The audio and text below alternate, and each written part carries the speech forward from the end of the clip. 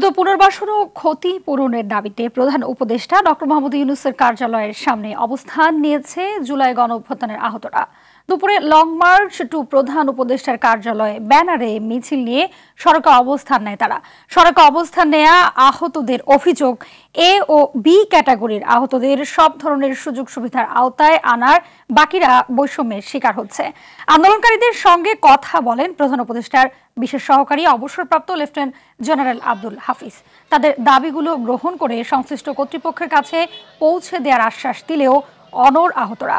যৌক্তিক দাবি পূরণ না হওয়া পর্যন্ত রাজপথ ত্যাগ করবেন না বলে জানায় তারা।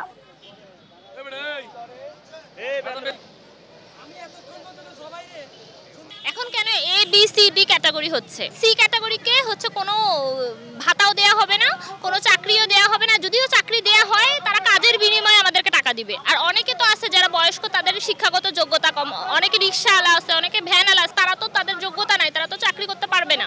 আমরা বৈষম্য মানি না, আমাদের দুটো ক্যাটাগরি, অক্ষম সক্ষম, সিম্পল বিষয়। আমরা বিগত 8 মাস যাবত ভুগতেছি। আর গত বুধবার আমরা কথা বলেছি, এই বুধবার আমাদের একটা সমাধান দেওয়ার কথা ছিল, কিন্তু ওনারা আমাদেরকে একটা নেতিবাচক সমাধান দিয়েছে, যেটা কিনা একেবারেই অনৈতিক, আমাদের সাথে বৈষম্যের মতো, যার কারণে আমরা আবার অবস্থান নিচ্ছি।